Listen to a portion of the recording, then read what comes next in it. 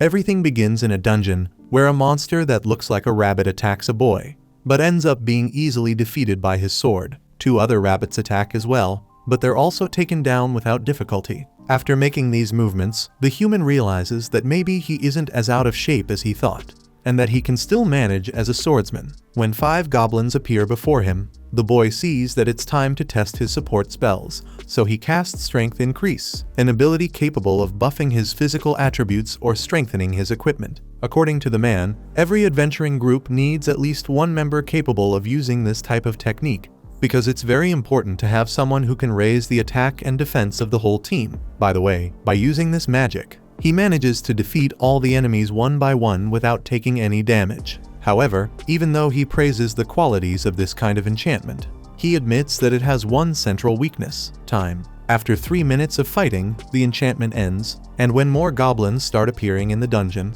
he has to repeat the same ability to stay ahead in the battle. While he destroys his new opponents, the human thinks about how an individual's resistance to magic affects the duration of their enchantment. In his case, it's only 3 minutes, and sadly that forces him to constantly watch the time so he can reactivate the spell whenever it ends, making enchanters like him always fight an endless battle against the clock. The boy is able to handle a sword, which isn't common for someone of his class, but this limitation is still a weakness. And speaking of weaknesses, that's exactly why the young man was kicked out of his adventuring group without ceremony by its leader, Oliver. Remembering that day with anger, the enchanter argued that the two of them were childhood friends who had always fought together.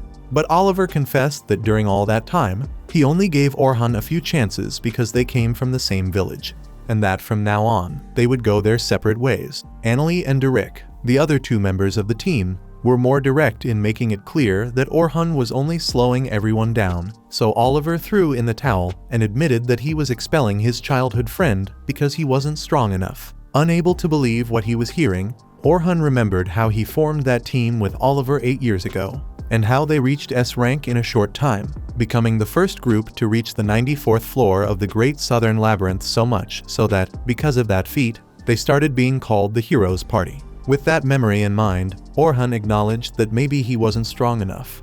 But if he wasn't, then no one in the group was. Oliver interrupted his friend to emphasize that they hadn't really understood the importance of an enchanter to the team until that joint attack last month, when they saw how incredible the enchanters from the other S-rank groups were, while Orhan was weak. Orhan admitted he wasn't that good because his real profession was swordsman. But even then, he developed his own original magic, not wanting to hear excuses. Derek and Annalie cut him off aggressively and reminded him that he only changed professions because he was worse than Oliver with a sword. But even in his new class, he didn't stand out. In response, Orhan argued that he only became an enchanter because the group needed one, and because he was the one with the most aptitude for it, pushing himself to the point of developing his own magic to compensate for his weaknesses, ensuring the group survived the deeper floors of the dungeons because of that. Once again, the boy was interrupted, this time by Oliver, who made it clear that they already had a replacement enchanter. This news shook the expelled member deeply, while Annalie commented without the slightest remorse that they were the heroes' party and couldn't be slowed down by someone who couldn't keep up with the rest of the group. Understanding once and for all that there was no place for him anymore, even though he couldn't believe he had been thrown away like that after everything they had been through together, Orhan headed toward the exit, heartbroken. The mage also pointed out that he was able to use some magic and a sword, but everything at a rank, and even so he kept trying to tell everyone what to do, which was quite irritating. According to the girl, people like Orhan are called Jack of all trades, a way to belittle those who only serve to fill in gaps and aren't that important. Filled with hatred over the way he was expelled from his team, Orhan can't swallow being called something like that, a Jack of all trades. Even so, he didn't leave the group empty-handed, since through his own effort, he figured out a way to combine his 2 professions, swordsman and enchanter, becoming an adaptable enough adventurer to make this fusion work effectively. With this technique he acquired, Orhan hopes never again to be called a jack of all trades, and that one day he'll be an adventurer capable of doing anything. After finishing his expedition in the dungeon, the boy registers the teleport crystal so he can return directly to the 7th floor next time. However, when he's about to leave, he runs into a group of adventurers who had to flee from a horde of orcs and were forced to leave a little girl behind. Because if they had stayed, the leader explains, everyone would have been killed. and he decided to prioritize his older companions. Orhan can't help but worry when he hears that, but he tries not to get involved in the problem, convincing himself that the girl was just unlucky to have joined the wrong group. However, he knows very well the pain of being abandoned by your team, and knowing that makes Orhan turn back and decide to intervene. Taken by indignation, he accuses the group of abandoning a teammate and then making excuses so they wouldn't have to save her, the kind of people who irritate the enchanter the most. One of the members responds that he wouldn't have been able to save the girl even if he had stayed behind. And since he's not the type to swallow an insult, he tries to punch Orhan, who easily counters and throws the kid to the ground. Quickly, Orhan asks where the girl was left. Speaking of her, the poor young girl was surrounded by orcs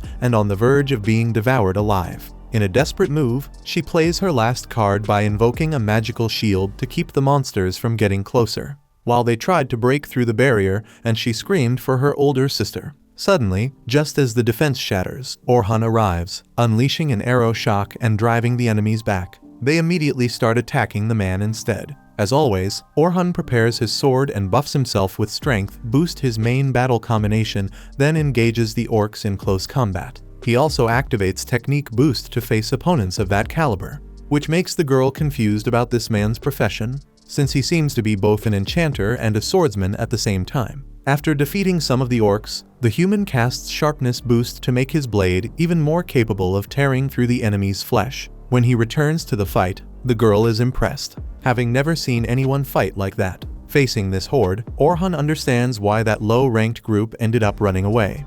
But he, on the other hand, knows he can handle this on his own. With that in mind, the swordsman heads into the center of the chaos and performs a series of strikes that shred a large portion of the monsters. Then, he displays technique and speed as he beheads his opponents with extraordinary ease, leaving the little girl more and more astonished by the extent of his talent. Soon enough, when the enchanter finishes off all the orcs, the girl collapses onto the ground in relief and starts crying. After getting the girl safely out of the dungeon, Orhan was simply saying goodbye, not expecting much, but eager to thank him properly for the help he gave. The girl says she is eternally grateful and introduces herself as Sophia Claudel. Hearing her last name, the swordsman finally notices the crest on her tunic, then introduces himself in return as Orhan Dura, a name Sophia really liked. Wanting to make up for the trouble she caused, the girl offers to pay for the boy's dinner. And although he says he didn't help her expecting anything in return, she is so intent on rewarding him somehow that he ends up accepting the invitation, even if a bit awkwardly. So she takes the enchanter to a restaurant whose sign carries the same crest as her clothing. According to the girl, it's a very cheap place, but the food is great. This confirms for Orhan that Sophia Claudel is indeed part of the Silver Rabbits of the Night Sky, one of the biggest and most popular clans in the kingdom of Nohitn. Once inside, Sophia is startled to see her older sister in the establishment, and she explains that she's there for a meeting nearby. She asks who the boy with her sister is, saying Sophia is far too young to be dating.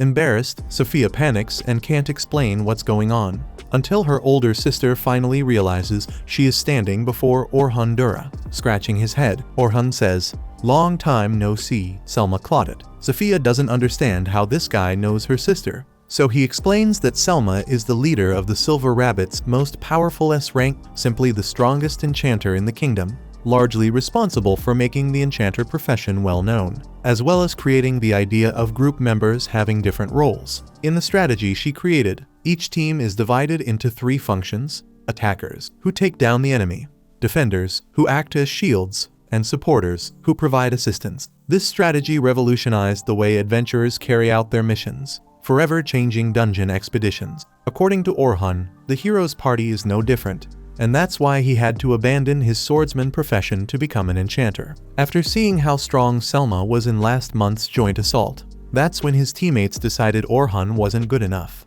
which eventually resulted in his expulsion. Thinking to himself, he had already suspected the 2 girls were from the same clan, but had no idea they were sisters. Speaking of that, wearing an angry expression, Selma asks what this brat is doing around her 14-year-old little sister. Not knowing how to explain it properly, Orhan says he really was going to have dinner with Sophia, but that his intentions are pure, interpreting that as him saying her sister isn't good enough for him. Selma loses her temper and starts to raise her voice, so Sophia steps in to calm her down and explains that this man was the one who saved her life. Disappointed that Sophia went into the dungeon alone and without informing the clan, Selma reminds her that the day after tomorrow they were supposed to go together to the Great Labyrinth, and that the younger girl should never have done that. Since she's unharmed, the older sister isn't going to scold her, but insists she never repeat that behavior. Because Orhan saved her sister, Selma thanks him and apologizes for her harshness. Then the three sit together more calmly, and Selma mentions she hasn't seen Orhan since that joint assault last month when they met, and that this is the first time the two have talked like this. Since they're in the same class, they were placed together in that battle, where Selma took command and Orhan served as support. Selma praises the boy's performance that day, and Sophia comments that it sounds like her sister has known this guy for a long time. Selma is surprised that the younger girl had never heard of Orhan Dura, since he is a member of the Heroes Party. The girl is shocked to learn how important he is, but Orhan says he no longer belongs to that team, without revealing the exact reason. Hearing that, Selma asks if he is free, thinking she is about to recruit him for the Silver Rabbits. Orhan doesn't even let the girl finish and declines the invitation immediately, because he wants to stay without a group for a while. Selma explains that the young man misunderstood the situation. In reality, she has the perfect job for the swordsman, accompanying her clan on the training expedition that will begin the day after tomorrow. This expedition is meant to recruit new members, where A rank and S rank veterans will lead these new recruits for 3 days as they descend to the 50th floor of the Great Southern Labyrinth. Impressed that this would take only 3 days, Orhan comments that the best novice adventurers would take 6 months to a year to do the same. Selma then explains that it's possible if they take the shortest route. She also admits that the expedition sponsors are demanding quick results. Orhan points out that even the Silver Rabbits have their own problems, but he still doesn't understand why the sponsors are pressuring the clan so much, even after such a bold promise regarding the expedition. Either way, since she's determined to move forward with this mission, the swordsman thinks that if the goal is to strengthen the clan as a whole, then the novices who wouldn't be able to defeat the floor boss could explore the deeper levels on their own. Selma is impressed that he figured that out based solely on the little she said, which means he's sharper than she thought. In labyrinths, adventurers must defeat the bosses that appear every 10 floors in order to keep descending, and it's very common for recruits to die in fights of that level. But if the more experienced adventurers handle those battles, the novices can simply register at the crystal and proceed to the next floor. In fact, that's why the leader wants Orhan Dura to join this expedition. He asks if it's really okay for someone from the outside to be part of it. At that moment, the woman holds his hands, making him flustered, and emphasizes how much she respects him as an enchanter. The boy is glad to hear that, but it also reminds him of the reason he was expelled from the Heroes Party, not being as strong as Selma during their combined attack. And now she's asking him to return to being an enchanter, which doesn't sound very appealing considering the recent trauma he went through. Because of that, Dura ends up refusing the invitation. But Sophia says she's going as well and insists that he join them, shaking him a little. He promises to think about it more, but emphasizes that he abandoned the enchanter profession to focus on being a swordsman, and if he's going to take part in this mission, it will be in that role. Even though she's surprised, Selma accepts his condition, because deep down she believes that if things get heated inside the labyrinth, Orhan Dura will return to being an enchanter to deal with the situation. Either way, if he decides to participate, he must go to the Silver Rabbits headquarters tomorrow morning. At nightfall, Orhan goes to the shop of an old man who, despite being close to closing, welcomes the boy warmly and offers him tea. After all, he feels enormous gratitude for all the promotion the boy gave the shop when he became a member of the Heroes Party, which boosted sales. Speaking of that, the boy apologizes to his grandfather before revealing that he's no longer part of the group. Even so, the elderly man says his gratitude for his grandson will never diminish, and that Orhan is still himself with or without that team. He knows very well how hard the boy worked to help, and that will never be forgotten. In the old man's opinion, people like his grandson are essential for society, and seeing how the boy struggles to accept compliments, he urges Orhan to receive such words of affection better whenever he hears them. Trusting his grandson's intuition and character, the grandfather asks him to do what he believes is right, because his journey is long and only just beginning. Therefore, Orhan should live for himself, but never stop helping others. Whatever happens, his grandfather will always be by his side. The next morning, Orhan Dura reports to the Silver Rabbits HQ. Seeing that he looks well, Selma asks if he feels relieved to have left the Heroes Party, and he answers that it's something like that. Next, Vince Brawers, the clan leader, thanks the young man for coming and admits he has heard quite a lot about him, including the unfortunate part about him leaving the hero's party. As for Orhan, he doesn't go into that subject and instead wants to know more about this teaching expedition. Selma then reminds him that in 3 days they'll be heading to the 51st floor of the Great Southern Labyrinth. Before reaching that level, they'll stop on the 21st floor on the first day, the 36th on the second day, and so on. In the middle of that explanation, we see an earlier moment when Selma told the leader of the rabbits about Orhan Dura's departure from the hero's party, and how she saw it as a terrible loss for the team, since they certainly wouldn't be as strong without Dura. Selma agreed, because the enchanter raised the team to another level with his support magic. Sure, Orhan's spells were less potent than average, but his enchantment speed was impressive 4 times faster than hers. On top of that, Selma had seen Orhan use original spells, and she noticed that he had great ability to analyze situations, predict the next move, and provide magical support at the right moment. He had every skill an enchanter needs. With his absence in the hero's party, Selma believed the Silver Rabbits would return to the top very soon. Hearing about that boy during the joint attack, Vince found it hard to believe that Orhan Dura had been discarded like that. But his subordinate explained that enchanters usually don't get the credit they deserve. She herself, because she's famous, ends up being overrated, while the truly powerful ones, like Orhan, are usually treated as if they're nothing. Returning to the present moment, after hearing all the details of the expedition, Orhan goes over the plan. There will be 10 groups of rookies and 5 escorts, including him and Selma. The rookies groups will take turns dealing with the monsters, and if something unusual happens, the escorts are the ones who must handle it. By the way, Orhan asks why only 5 escorts instead of more rank groups, since it would make sense to minimize the risks of the expedition, especially given how tight the schedule is and how it could put the beginners in danger. Selma answers that they really do want to take the rookies to the 51st floor, but that they need to go through some difficulty in order to truly grow during this mission. Orhan knows that isn't the real reason, though he has no idea what the real one is, and of course they wouldn't tell an outsider like him. Regardless, he offers his help and receives Vince Brawers' thanks. According to him, the enchanter's reward will be 2 gold coins now, and 10 more if the mission succeeds. Orhan thinks that's great, although he admits he found the payment excessive, since it's enough to cover a full year of expenses for an ordinary citizen. Selma points out that this is the value they see in him, so he promises to do his best. Hours later, Orhan Dura heads to the dungeon entrance where the excursion will take place, and the rookies are gathered, preparing for the start of the journey. When Selma and Sophia appear and greet him, he notices that the little girl's outfit is the same as before, probably the standard uniform for beginners. He also says she looks great in that outfit, making Sophia blush as she thanks him. While Selma can't handle the face her sister makes and sarcastically points out how well Orhan knows how to compliment a lady. Since they're already talking about knowing how to charm someone, Selma asks if the guy has a girlfriend. He scratches his head and says no. But since there were women on his old team, he probably learned how to deal with the opposite sex. Selma remembers that the hero's party used to live together in the same mansion, while Sophia asks where her friend is living now. He explains that he's living at an inn.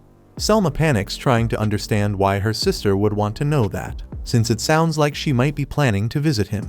And the poor girl has to scramble to explain that she was just curious, changing the subject. Selma asks why Orhan is staying farther away from the rookies, and he explains that since he's an outsider, he chose to give them some distance to make the beginners even more anxious. Speaking of that, the enchanter asks him to help calm the group down, while she asks Sophia to go meet her team. Soon after, Orhan accompanies Selma as she approaches a trio of adventurers who will serve as escorts. The Silver Rabbit praises Orhan Dura and assures them he will be a great companion, and everyone believes it when such an important member of the group says that. Orhan, on the other hand, asks her not to put such high expectations on him, especially in front of the others. Finally, after Orhan says he's an attacker, the blue-haired man introduces himself as Anthem, a defender. Bernard, the other guy, is also a defender, while Kathy is the healer. Orhan thinks the group is well balanced, but if he hadn't come, someone would have had to make do as the attacker, and that makes the boy even more suspicious about this plan. Seeing the boy's reactions, Selma once again remembers that conversation she had with her leader. Vince said he understood how she felt for having lost such a powerful trump card, but reminded her that Orhan is an enchanter just like her. and thinking about the group's balance, he couldn't remain in the first squad. Even though she agreed, Selma lamented that her clan hadn't moved forward even a single step since last year, making her believe the Silver Rabbits wouldn't be able to regain what they had lost, and it was exactly for that reason that she invited Orhan Dura to participate in the expedition. Still, he only agreed to come if he were used as a swordsman, and all she hopes is that he truly works as a frontline attacker when things start getting intense. Finally, after saying goodbye to the escort group, Selma takes Orhan to the rookies to welcome them. Moving to the front and receiving everyone's full attention, the leader announces that today they will begin their descent toward the 51st floor of the Great Southern Labyrinth. She understands the young one's nervousness, since it's not easy to reach such a deep level of this dungeon so early in their careers, but she asks them not to worry, as she brought a powerful companion in case something outside the plan happens. In that case, she introduces Orhan Dura and reveals that he has already descended to the 94th floor, a place even central figures of the kingdom haven't reached, including Selma herself. The newcomers are impressed, and a murmur quickly spreads through the crowd about the man's incredible achievement. As if that weren't enough, even though Orhan asks Selma not to put so much pressure on him, she not only says he will be the main reference for everyone inside the dungeon, but also highlights the fact that he was once part of the hero's party, which immediately turns him into a kind of celebrity among the trainees. After the speech, Dura complains that the girl put him on a god-level pedestal of expectations, but she insists it was the best thing to do, since it's important work to help keep the rookies calm. The issue is that, in Orhan's mind, he only wants the title of hero if it's to help his grandfather in the shop, and he hopes this nonsense doesn't give him a headache.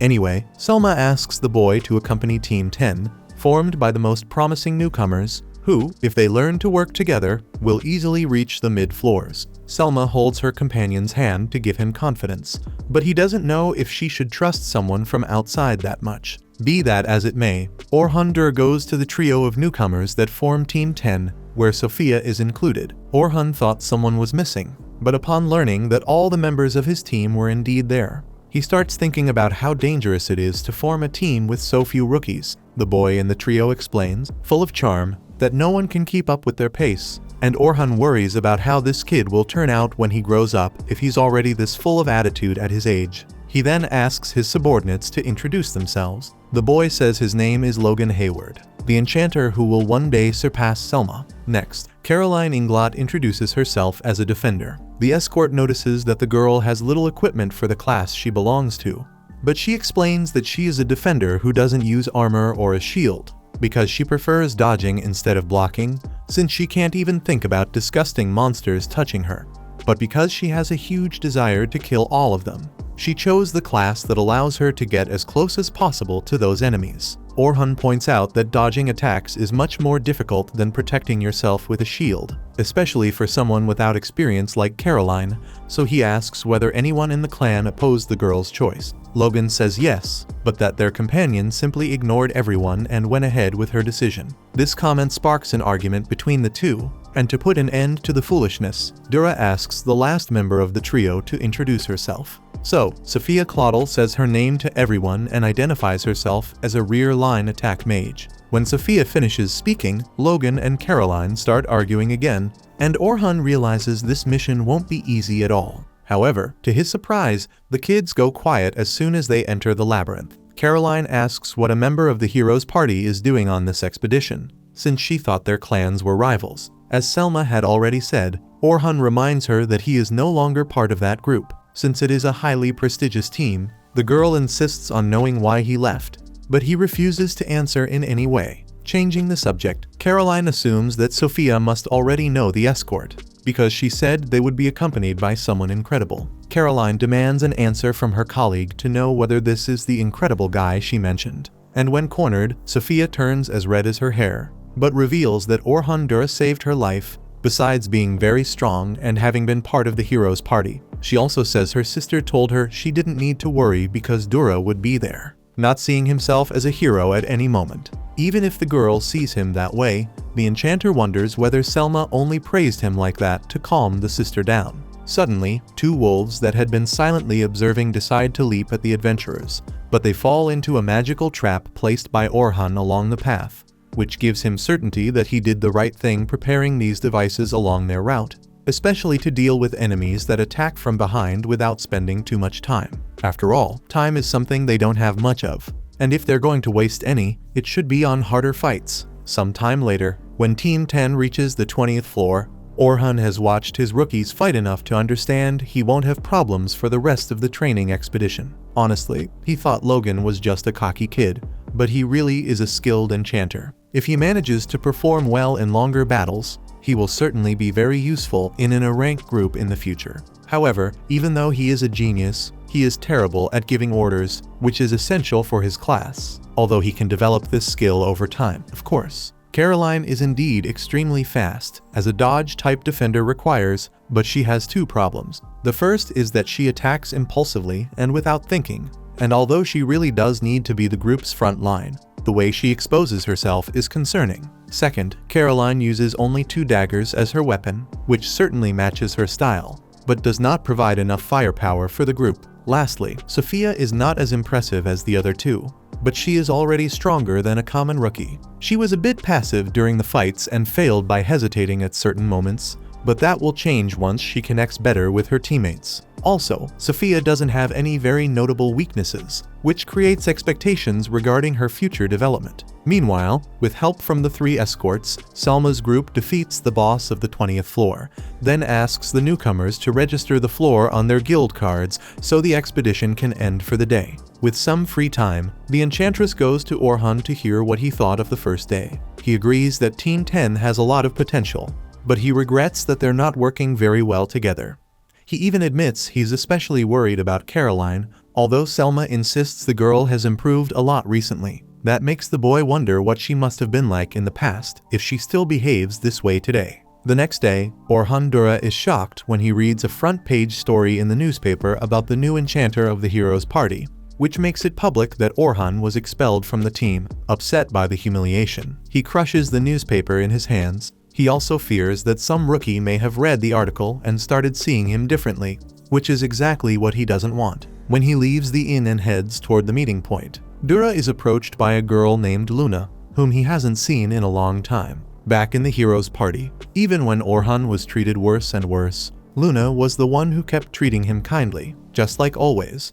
And when he was expelled, she wasn't there. She had been away doing something for her family, and if she had been there, things probably would have turned out differently. Faced with yet another complicated issue involving his former team, Dura realizes how much this subject has really been consuming his mind. Luna practically begs her friend to come back to the party, but when he asks whether the others feel the same, she admits that she's the only one asking for the enchanter's return. Still, if Orhan decides to come back, she'll do everything she can to convince the others. Even though he's caught off guard, Orhan can see in Luna's eyes that she's serious, but he declares that it's already too late for that, especially after the article he just read. Hearing this, Luna takes his hand and reminds him that they promised to finish the Great Labyrinth together. But Orhan hardens his expression, pulls his hand away, and says that this was a promise the two of them made together with Oliver, and Oliver was the one who expelled him from the team, so that promise will never be fulfilled. With that, Orhan walks away, irritated,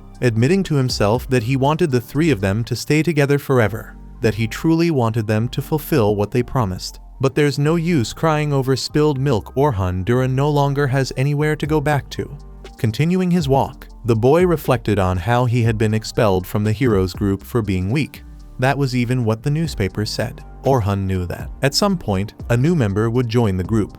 But the truth is that he couldn't avoid feeling bad about it, even more so after that article, which called into question the credibility he had as an adventurer, something that could make it harder for him to find a new group. In fact, it wasn't just in Orhan's head that people would comment on the newspaper story. The rookies had found out about it and were talking among themselves about the case, including Logan, who began to question whether their instructor had really told the truth about his old group. At that moment, Orhan arrived and said good morning to the youths who, even though they tried to keep things the same, made it clear to the enchanter that the atmosphere was quite strange, especially after how much Selma had introduced him as if he were a god. Speaking of her, Selma came running and apologized for not knowing about the newspaper article. Orhan said she didn't need to apologize and that the expedition would be a failure if the leader lost her composure. The woman regretted not being more careful before using Dura as inspiration, but he was the one who apologized for not being completely honest. In any case, he kept his word that he would support the enchanter on this expedition, whatever happened. So she should keep her head held high as always. In a relaxed tone, Bernard stated that at least Orhan really had reached the 94th floor, and the other attendants reaffirmed that they still felt at ease with the company of someone so strong. In line with that, Selma highlighted that Orhan's work yesterday did not fall short in any way. In other words, everything was in its proper place and functioning as it should. Then, the three youths from Group 10 approached to wish the escort good morning, and he immediately brought up the subject of the newspaper. Sophia grumbled that the article was full of lies, just like Caroline said, but Logan wanted to know whether what was written there was true. Orhan confessed that most of it was true, which surprised the boy. By the way, the escort admitted that he really had been too weak and, even today, he is not the hero everyone expects. Sophia pointed out how strong the man was for having defeated more than a dozen orcs in the blink of an eye, and he acknowledged that he was strong enough to take the kids up to the 51st floor, and, even if he wasn't a hero, as an explorer, he promised to protect the three youths from any threat and hoped they would do their best, just as they had yesterday. Hearing that, Caroline and Sophia got excited for another day at Orhan's side. But Logan felt like a fool for getting excited. So, Group 10 reached the 21st floor of the Great Southern Labyrinth. The goal was to reach the 35th, but the escorts were not allowed to give any instructions to the rookies until they reached the middle floors, starting from the 31st. In other words, until then, the rookies would lead the exploration, which they had been doing very well up to the 29th floor. Or rather, Sophia and Caroline, because it was becoming increasingly obvious that Logan did not trust himself as an instructor. On the 31st floor, it was time for Orhan Dura to instruct the kids again, so he needed to stay alert. He sensed the presence of monsters ahead and asked everyone to get ready. When the goblins appeared, he told Caroline to draw their attention. Once again, the girl acted thoughtlessly and exposed herself more than necessary, which made the escort keep an eye on her. Next, he told Sophia to deal with the orcs at the rear, while Logan was supposed to use support magic.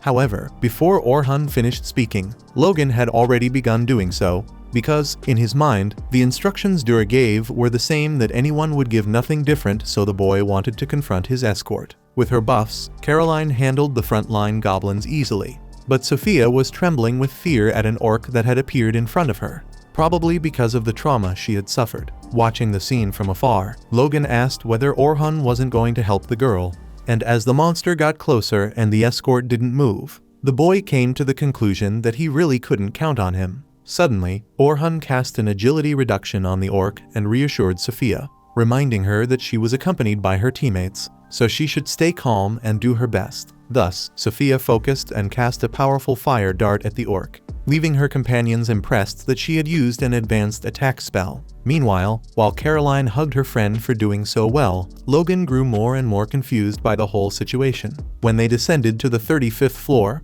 they faced a deadly tarantula, which Logan was sure they were not capable of defeating. On the other hand, Orhan told him to use agility increase and durability increase on Caroline, as well as boost Sophia's magic. The boy grumbled to himself that the instruction was the same as always, while Caroline once again repeated the behavior of charging forward carelessly. Logan panicked and ran after her, but Orhan told him to stay where he was, because the boy would be at a disadvantage if he went to the front line. That said, Orhan told Caroline to jump over the spider and slash its back. When the defender managed to do so with great agility, the escort told her to keep drawing the enemy's attention but to be careful with its venom. At that moment, Logan buffed his companion, making it easier for her to deal with the deadly tarantula's attacks. Orhan pointed out that the defender's mobility depended on Logan and that he should support her above all else. At the same time, he told Sophia to limit the spider's movements, so the mage cast Air Cutter, which sliced the creature's 4 right legs in half. Quickly, Orhan tells Logan to use the strength and technique boost on Caroline,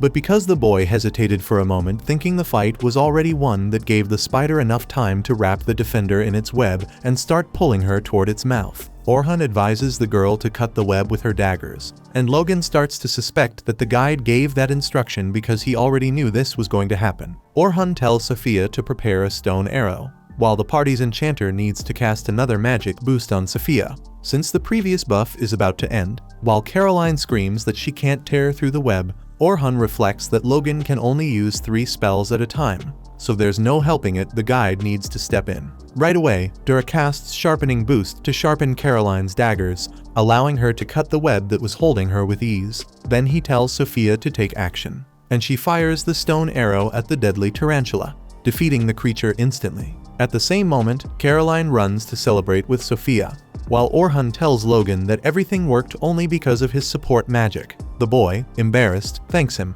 but continues looking at the guide in a strange way as Orhan calls everyone to head back to the surface. After the day's expedition, Selma gathers the rookies at the dungeon entrance to announce that tomorrow is the last day, so everyone must rest to be in good condition. Later, while heading home, Orhan is called by Bernard and Anthem to grab something to eat. Orhan is surprised that the two don't seem bothered by him. In fact, Bernard celebrates when the enchanter agrees to go out with them. They hadn't had a chance to talk properly because of the rush of the expedition, and Dura thinks this might be a good opportunity. Meanwhile, Group 10 is being taken back to the city in a carriage. Logan brings up the topic of Sophia being saved by Orhan, according to what she had said, and the girl explains that he rescued her 3 days ago in a newly discovered labyrinth. Sounding somewhat agitated, the boy asks his companion to tell them everything about their guide, what spells he used, and how he fought. After thinking for a moment, Sophia remembers that Orhan used an incredible gust of wind and also strengthened his sword with support magic.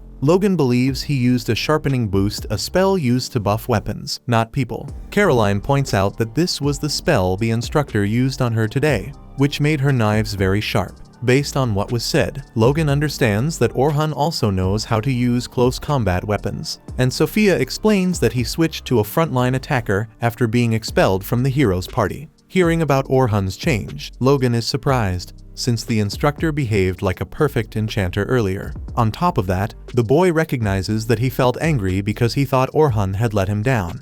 But during the battle against the orcs, Dura used Agility Reduction in secret, a type of debuff that even Selma rarely uses because it's extremely difficult, yet Orhan used it easily. Remembering the fight against the deadly tarantula, Logan realizes it was the first time he truly understood the importance of formations, because if the defender keeps the enemy distracted, the attacker and the supporter have space and time to focus on their roles. Orhan even seemed to know exactly when each buff would end. And he also predicted the spider's web attack, which can only mean one thing. Orhan Dura was reading the situation perfectly and giving the most appropriate instructions for each case. That makes him an excellent enchanter. But Logan doesn't understand why he switched to the front line. Maybe he really is a true genius, able to fight in such different ways, and the boy doesn't want to be left behind, so he promises to do his best to achieve his dream of becoming the greatest enchanter. Caroline comments that he has a scary look on his face, and he says he's just motivated for tomorrow. Later, when they arrive at the Silver Rabbit's Tavern, Bernard and Anthem insist on paying today's bill. Bernard assumes the enchanter must have celebrated a lot for having been part of the hero's party, but Orhan only remembers doing all the administrative work and not having time to have fun. Because of that, the other guides are outraged at the spiteful tone of that newspaper article, and Orhan thanks them for the empathy. Anthem asks if he really was the enchanter of that group, because when they met, Dura had said he was an attacker. Orhan explains that he switched to swordsman for good when he left the team. That is, he was already performing that role in the hero's party.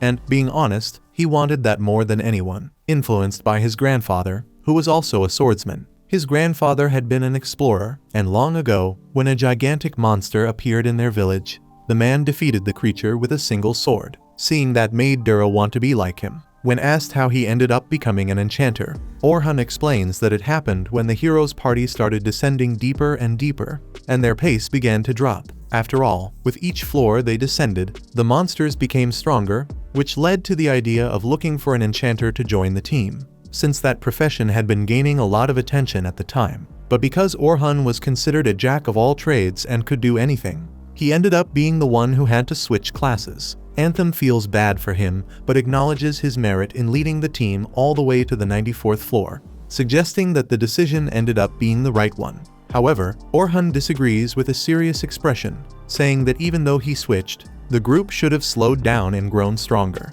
When his companions ask what he means, he dodges the question and claims he's being too harsh on his old team. The truth is, as he thinks to himself, he can't say more than that. After all, the chance of the hero's party going beyond the 94th floor is 0. Since the guy was hiding his hand, Bernard changes the subject and asks what his ideal swordsman is like. Orhan answers that the best one is a jack of all trades who's effective at practically everything, the kind who can go from the lowest floors all the way up on his own. That's what he wants to be. Meanwhile, Caroline is taking a bath and laments that she and Sophia will have to say goodbye to Orhan after the last day of the expedition. Sophia also feels sad thinking about it and admits that she wishes he would stay with the silver rabbits. Since that's how she feels, Caroline advises her friend to ask him to stay, and although Sophia is sure it won't work, the defender insists that he might actually accept the girl's invitation just like her own sister did. Sophia replies that Orhan isn't like Selma, but either way, it really would be sad not to see the escort anymore, which makes the girl think that maybe she should make that request so she doesn't miss the opportunity. The next day, the heroes' party shows up at the dungeon entrance and draws the attention of all the adventurers who were there. While Oliver radiates confidence, Luna is visibly uncomfortable. Next, Orhan Dura approaches the newcomers for the last day in which he must report for this service. Excited, the three children welcome the instructor with joy, and Caroline admits she would be even happier if they received a reward for completing this mission. Logan asks what she would like to receive, and the girl looks at Sophia, who becomes extremely embarrassed because she knows exactly what she would like to receive in this case: for Orhan Dura to stay in the night sky silver rabbits. With nowhere to run, Sophia gathers the courage to confess what she wishes for. But she is interrupted when Orhan Dura is called somewhere else. While heading to the place he was summoned to, Orhan Dura hears two newcomers talking about how the hero party is going into the deeper part of the labyrinth today, starting from the 92nd floor to test the new formation. Hearing that, Orhan Dura thinks it would be much more prudent to run those tests on the upper floors, where the risk is lower. But he quickly tries to forget about it. Speaking of which, on the 92nd floor of the Great Southern Labyrinth, Oliver is determined to conquer this dungeon. After all, they no longer have a loser preventing victory. Not only the leader, but the other members also remain convinced that Orhan Dura was a burden to the team, except for Luna, of course, whom Oliver wants above all to convince that he was right from the beginning. 2 days earlier, Philly Carpenter had presented herself to the hero party full of enthusiasm in light of the great feats of this famous team. According to Oliver, Philly Carpenter is a talented adventurer who reached the 100th floor in the Great Western Labyrinth, and she will be the team's first real enchanter. Derek and Annalie were satisfied that they no longer had to rely on that guy from before. Philly Carpenter even thanked them for the welcome party, and Derek commented that now that they weren't stuck with that nuisance on the team, they had every reason to celebrate. In fact, he was even startled when he saw the curtains Orhan Dura managed and realized that the hero party had a lot of money. Philly Carpenter asks if that money wasn't meant to fund the group's activities, but Oliver asks them to stop talking about Orhan Dura, because today is the new enchanter's welcome party. In the middle of the party, Luna arrives running to deliver urgent news, and although she is surprised to see the new girl, she puts that aside to reveal that Orhan Dura is going into the Great Southern Labyrinth with the Night Sky Silver Rabbits. Immediately, the other members begin questioning how someone that useless could possibly enter such a powerful clan, while Luna demands to know what happened while she was gone. It is at that moment that she learns, through her teammates, that Orhan Dura was expelled from the team.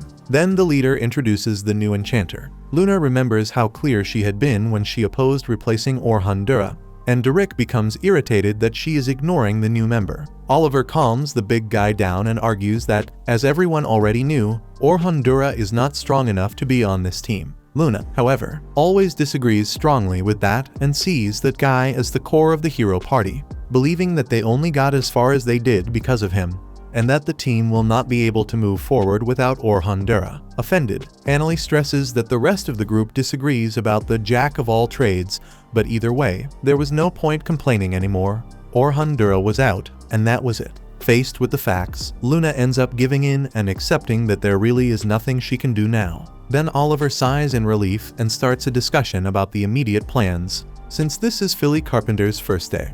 This time, the plan would be to run a test with a newcomer on the 92nd floor in 2 days, and if everything went well, they would descend to the 94th. However, Luna opposes the plan because she has no intention of kicking the bucket. Once again, she offends the other members of the group while explaining that, although Philly Carpenter is a talented enchanter, it would be prudent for them to start from the easier floors and then go down. Derek and Annalie insist that the 92nd floor will be easy, but Luna reminds them that the black dragon is there, and that they almost got beaten last time they faced that creature. Even so, the team members radiate arrogance and continue blaming Orhandura, saying he was getting in the way of the rest of the team. Oliver tries to calm the situation by reminding them they would only be testing the new formation, and therefore would not fight the black dragon. But Derek and Annalie remain convinced that they should confront that monster. Luna continues insisting that it would be irresponsible to do that without Orhandura, but Oliver puts his foot down and imposes that the plan will be followed no matter what.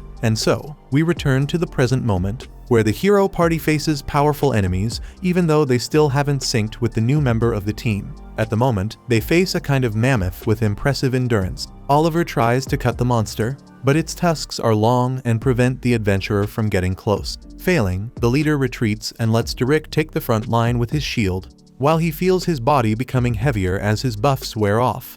Knowing things will get ugly if this continues, he asks Philly Carpenter why the buffs keep ending, and the enchanter, visibly anxious, replies that she still doesn't quite understand how the companions fight. Immediately, this makes Oliver remember that Orhandura had understood everything in less than an hour on his first day. Meanwhile, Derek takes a burst of power from the mammoth and is almost thrown to the ground. Then he gets scolded by Annalie because she was nearly hit. Trying to keep up appearances, the tank knows he could easily block that kind of attack. But today it's complicated. Annalie responds with a sequence of fire bullets that don't even tickle the monsters so much, so that Oliver thinks the sorceress must be joking. However, the truth is that her attack power is really quite weak right now. Worried, Oliver tells Philly Carpenter to buff the mage. The enchanter had already done that, but she tries to reinforce the spell anyway. Annalie tests her strength again by repeating the fire bullets, but once again they cause no damage at all to the opponent. Increasingly incredulous, Oliver thinks about how Philly Carpenter's support magic should be far stronger than Orhandura's. Even so, Derek is suffering on the front line trying to withstand the mammoth's overwhelming power.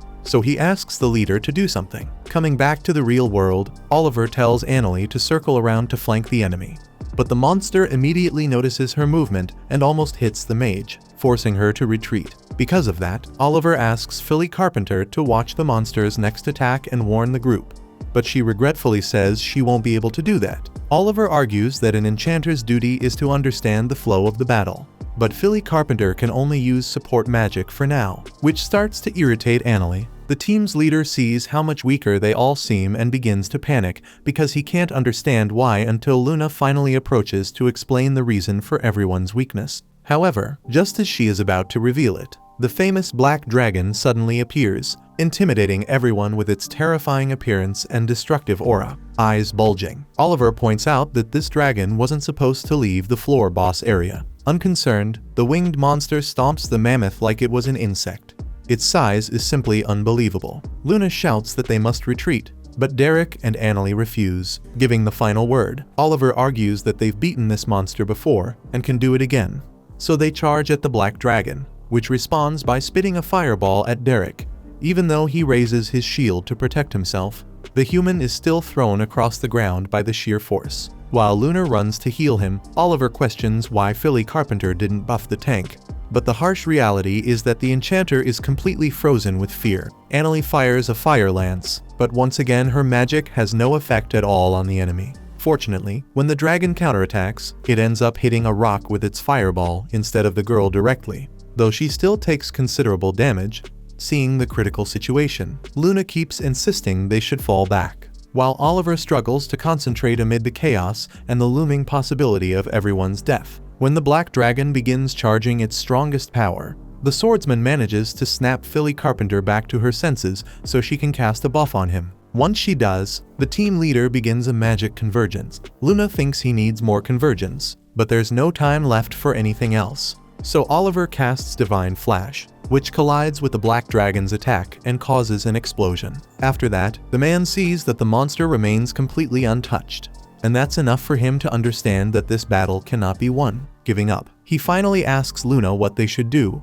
but Luna reminds him that he's the leader and that he needs to pull himself together and get back into the fight. Still, seeing he's barely holding on, the girl says the only way out is to use the whimsical portal, a magical item used for emergency escapes that can only be activated inside a labyrinth. It creates a forced spatial connection between the place where it's used and another location. On the other hand, Philly Carpenter says that this item will send the group to a random floor boss area, either on an upper or lower floor, meaning they'll have to face another boss. Even so, Luna thinks it's better than fighting the Black Dragon, which is one of the strongest bosses. Therefore, Oliver pulls out the whimsical portal and throws it on the ground, opening the passage the party must enter. Struggling, the members move too slowly and are prevented from entering by the Black Dragon, which spits a stream of flames and, strangely enough, enters the portal alone. It closes right after the creature goes through. Derek feels relieved that they escaped, but Luna explains it's actually the worst thing that could have happened,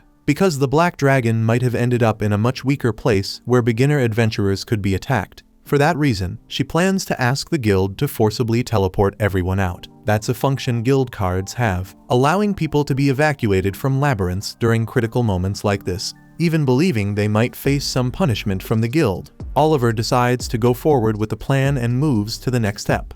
But Luna reminds him that Derek and Annalie are injured and can't walk yet. As Luna heals the others, she says that when they request forced teleportation, they will have to fight the Black Dragon immediately, and she believes it would be wise to replace Philly Carpenter with Orhandura when that moment comes. Naturally, the other members resist the idea, so the girl explains that, just when she was about to say why the hero party was supposedly weaker, the truth is that everyone is as strong as they've always been. Nothing has changed. Oliver can't understand how that's possible, since even his strongest move, Divine Flash, didn't even scratch the dragon. According to Luna, the answer is simple: they don't have Orhandura anymore. For example, Oliver barely did any magic convergence earlier, which shows how weak his Divine Flash was under those circumstances. By the way, she asks if the leader knows what all support magic has in common. He replies that the amount an attribute is boosted depends on the caster, and the duration of the effect depends on the target. The enchanter must reapply the buff before it ends, and these support spells typically last about 3 minutes.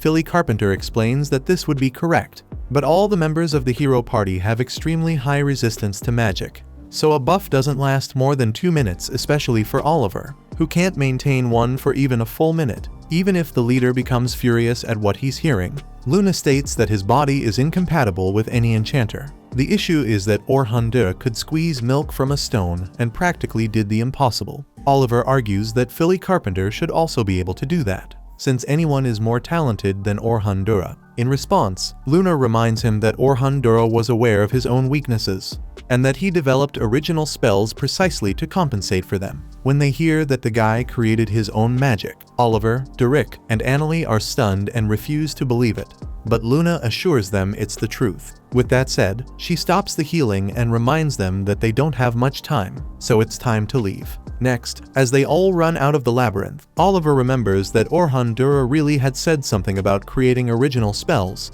but he was still much weaker than the other enchanters. Luna refutes this, since Orhandura was able to create a support spell that increases power by more than 50 times. Philly Carpenter thinks that's impossible, since even Selma of the Silver Rabbits can only manage a 10-fold increase. That makes Oliver realize that his Divine Flash depended on Orhandura's buffs to actually be strong, which Luna confirms. After all, both the swordsman's technique and Annalie's attack spells were literally 50 times stronger with Orhandura's support. This made Oliver arrogant, to the point that he stopped worrying so much about concentrating his magical energy when using that ability, and if he had focused a little more, he might have at least knocked down the Black Dragon. The same goes for Annalie, who could only use mediocre spells in that last fight, which made it clear that she can only cast her special ones with support from their jack-of-all-trades. Finally, Orhandura also helped with Derek's defense, mainly because his buffs affect equipment and spells as well, so when the support magic wore off,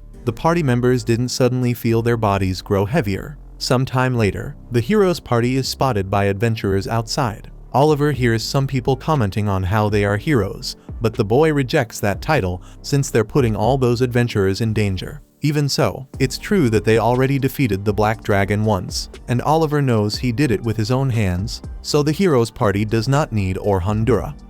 Check out these videos appearing on your screen and subscribe so you don't miss the next part.